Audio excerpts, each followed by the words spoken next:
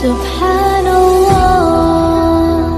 walhamdulillah, la ilaha illallah, Allahu Akbar. Subhanallah.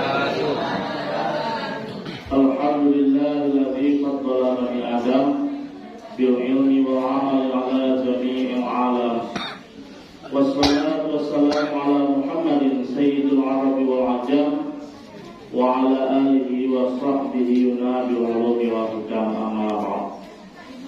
Yang sama-sama kita hormati Bapak Ibu pengurus Mushola Jabal Nur beserta jajarannya, Bapak-bapak, tokoh masyarakat, ini mama, alim ulama Suri Pandai, Gundukan Juang, para pemuda, para remaja, beserta anak kami, para peserta Santri Ramadan yang berbahagia.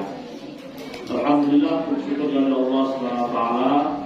Malam ini kita masih dapat melaksanakan sholat tarawih berjamaah malam yang ke-7 berapa? Alhamdulillah. Selanjutnya salawat dan salam kepada Nabi besar Muhammad sallallahu alaihi wasallam. Bapak-bapak, ibu-ibu rahimakumullah, alhamdulillah kita sudah melaksanakan puasa hampir seminggu. Tentu ibadah-ibadah lain mengiringi, termasuk sunnah puasa itu. Contohnya, ada dua sunnah puasa mungkin kita sering lalai itu. Yang pertama adalah menyegerakan berbuka kalau sarine lalu bunyi. Jadi kalau sedang ngabuburit bunyi sarine, kalau terlambat di rumah rugi ya, karena tidak dapat sunnahnya menyegerakan berbuka. Yang kedua, Bapak Ibu, adalah mentakhirkan makan sahur. Walaupun awak sanggup puasa tanpa sahur, tapi berkahnya ada. Makanya kita jangan makan sahur, makin banyak makin bagus. Mentakhirkan itu artinya adalah awak makan sahur di ujung-ujung waktu. Contoh ini Bapak Ibu, waktu imsak jam 5. Awak makan sahur jam setengah 5 itu lebih afdal daripada makan sahur jam 3 siang. Itulah Bapak Ibu. Sunnah dari puasa, rugi kalau ditinggal, itu langsung nikmat. Namun Bapak Ibu, ketika berbuka, ketika sahur, tentu apa yang kita santap itu Bapak Ibu hendaknya bisa berkah menjadi darah daging yang lewat. Tentunya Bapak Ibu yang mesti kita pastikan adalah kehalalannya. Oleh sebab itu maka judul ceramah kita pada malam ini adalah standar makanan atau minuman halal. Karena kita umat Islam diatur bagaimana firman Allah Subhanahu wa taala di dalam surat Al-Baqarah ayat 168. A'udzu billahi minasyaitonir rajim. Bismillahirrahmanirrahim. Ya ayyuhan nasu kulu mimma fil ardi halalan thayyiban wa la tattabi'u khutuwatis syaitan innahu lakum aduwwun mubin. Ya ayyuhan nas, wahai sekalian manusia. Jadi tak hanya orang Islam saja dipanggil Allah. Sekalian manusia, kulu mimma fil ardi halalan thayyiban. Makanlah apa-apa yang ada di bumi, akan makanan halal lagi, thayyiban, thayyib, baik.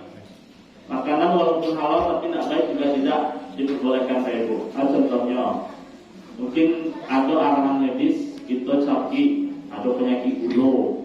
Tentu banyak pantangan, tidak boleh makan ikan dan lain-lain itu. Walaupun itu halal, tapi juga tidak boleh kita makan Bapak Ibu. Bukan thayyiban, bukan makanan yang baik jadinya. Jadi halalan thayyiban, halal.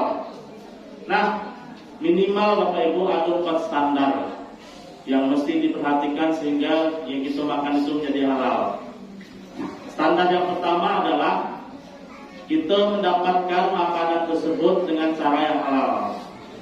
Artinya kita mencari titik yang halal untuk beri makanan yang akan kita bagi ke anak istri, ke sanak saudara. Bukan hasil korupsi, bukan hasil menipu, bukan hasil riba, hasil curang dan sebagainya Bapak Ibu. Karena kadang kita contohlah orang mengalih, peluang untuk curang itu ada Bapak Ibu. Dulu ketika Rasulullah SAW masih hidup di Madinah, beliau sering melakukan sidak Sikap itu adalah evaluasi apa yang dilakukan umatnya. Marra Rasulullah SAW ala sobrati to'am. Ketika itu Rasulullah ke pasar Madinah lewat di orang menggaleh makanan, atau si kurma tuh. Lalu fa'adukhala asabi'ahu, maka Rasulullah memasukkan jari-jarinya ke dalam tumpukan kurma tadi. Mereknya dijual kurma kering. Tapi ketika itu Rasulullah merasa masak. Mahada yasmi'u ta'am, kata Rasulullah. Apa ini wahai pemilik makanan basah padahal yang dijual kering. Jadi Bapak Ibu kadang mengalami itu kalau aku pengalaman di pasar Ibu membeli rambutan. Itu rambutan tuh kadang-kadang merah-merah rambutnya panjang. Namanya rambutan kan. Wah, nih kadang tuh nih 20.000 sekilo pak saya. Ada masih muda di bawah pak lo kan. Oh iya nih. Ambillah sekilo nih 20.000, oke. Rupanya mereka menyawaknya dari atas sampai ke bawah. Nak nampak lah, nampak datang kadang-kadang rupanya masuk ke dalam tuh ikat-ikat yang muda-muda, ada yang ngalah busuk-busuk, dicampur itu. Padahal pinginnya yang datang yang ancak tuh lah, tapi bahala. Karena kita nih bisa pilih surang nih, dia pilih kadang-kadang oh tak boleh tuh. Yang boleh dipilih itu surang menjual durian dan pilihan tuh ya, rambutan tak. Jadi itu sama cerita Nabi tadi Bapak Ibu. Kenapa ini basah? Lalu orang yang punya makanan itu menjawab, Asrobahu sama ya Rasulullah. Itu karena kena air hujan kemarin ya Rasulullah. Lalu Rasulullah kembali, kenapa tidak kamu letakkan yang basah ini di atas? Likai ya nas, orang-orang tahu Rasul itu basah. Bapak Ibu kalau menggaleh, boleh kualitas nomor 1, nomor 2 yang agak busuk boleh dijual, tapi jaleh.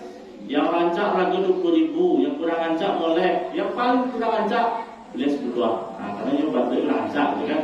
Boleh, yang penting jelas, tak boleh curang. Nampaknya hadis Nabi di akhirnya disebutkan man ghasya falaysa minni. Siapa yang membuat curang maka bukan dari golonganku. Oleh sebab itu kalau hasil awak curang tentu belum halal apa yang kita makan itu. Itu yang pertama. Yang kedua adalah standar halal. Bahan makanan itu mestinya memang bahan yang halal. Kalau kita disuruh orang tuh Bapak Ibu yakin awak pakaian kok terbuat dari kapas, yakin awak. Barehnya yakin awak. Kecuali kalau bareh orang menjemur padi itu ada bercampur-campur jemput orang binatang, ada giling juga orang tujuh. Tapi kantang apa sebenarnya awak yakin halal. Yang dikira gitu Bapak Ibu bahan makanan yang terbuat dari daging. Karena yang boleh dimakan yang tanpa disembelih hanya ikan belalang. Sedangkan daging ayam, daging sapi yang sering kita makan, kita pastikan kehalalannya Bapak Ibu. Karena itu syaratnya harus disembelih. Nah, rukun sembelih itu ada syaratnya Bapak Ibu, tidak sembarangan menyembelih. Itu yang pertama rukunnya adalah yang menyembelih pastikan orang Islam. Tidak boleh menyembelih orang kafir, non Muslim. Jadi Bapak Ibu ada di daerah pondok, di situ kita pernah belajar. Nampak di situ banyak makanan terbuat dari ayam. Nah, kita tanya panggilan C, kenapa ini banyak ayam makanan terbuat dari ayam? Betul. Ini di mana ambil ayam? Oh, kami menyembelih sendiri, Pak. 1.000 ekor per hari. Oh, banyak sekali. Siapa yang menyembelih? Ada ini anggota kami orang Nias, tapi dia non Muslim. Kenapa tidak Muslim C? Padahal kadang ini banyak Muslim. Oh, kami hanya untuk internal saja, untuk perusahaan kami saja. Mereka Bapak Ibu. Tapi kalau dicari Bapak Ibu, memang yang olahan itu perusahaan orang tuh. Tapi ternyata ketika dijual itu yang kembali banyak orang Islam. Jadi di samping Masjid Nurul Iman itu Bapak Ibu, ada toko kue.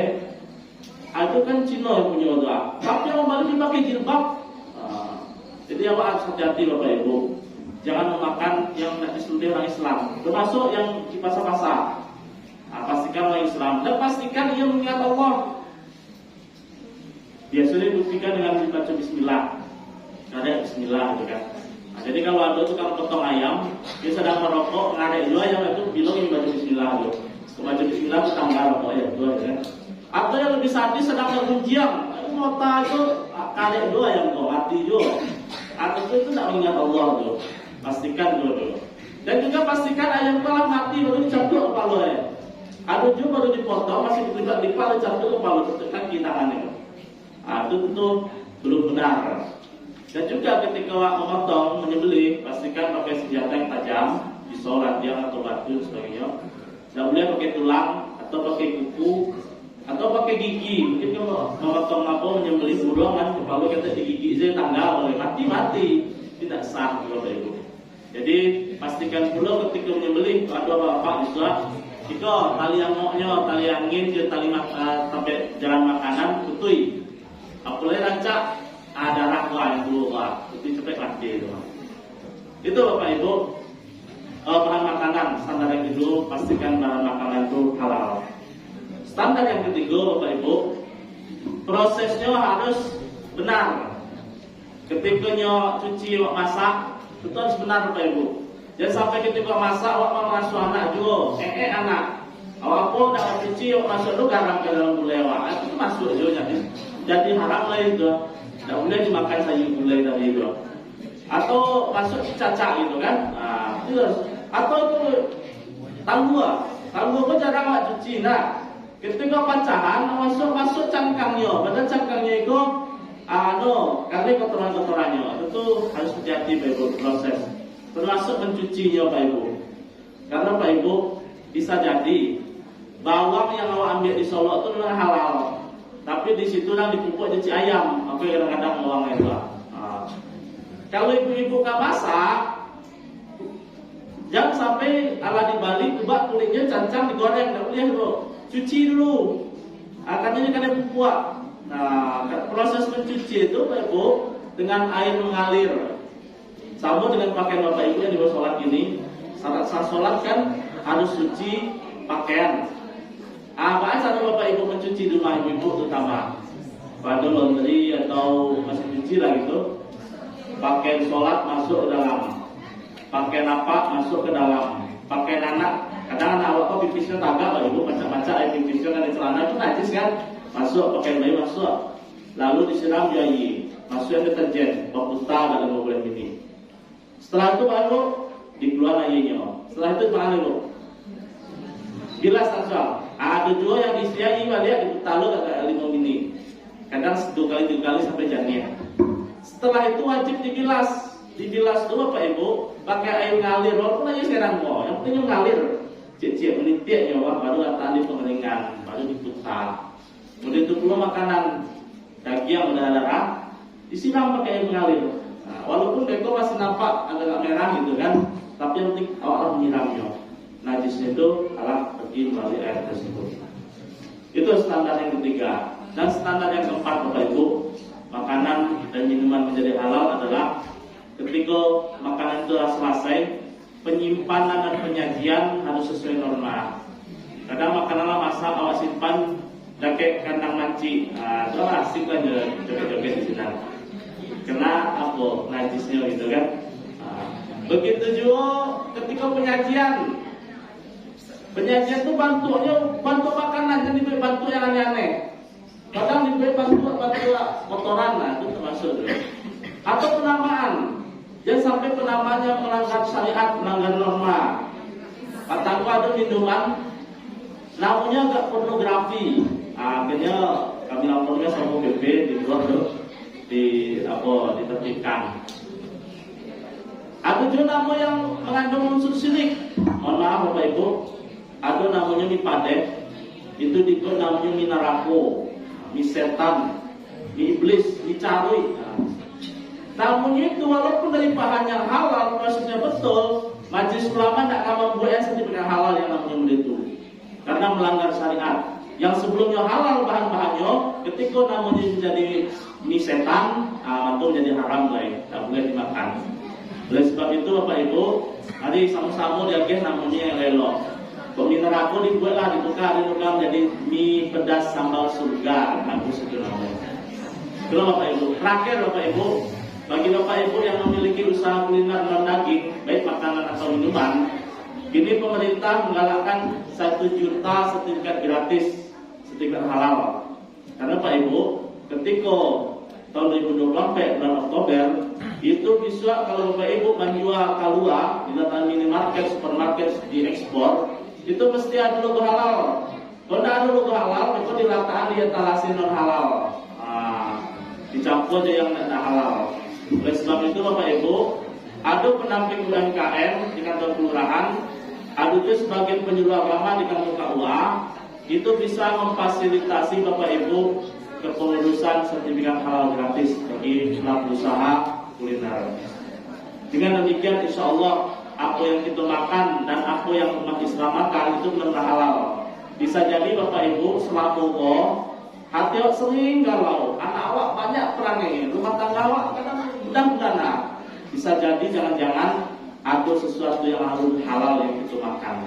Mudah-mudahan kalau halal saja insya Allah cita-cita kita bersama selamat di dunia dan selamat di akhirat dapat tercapai.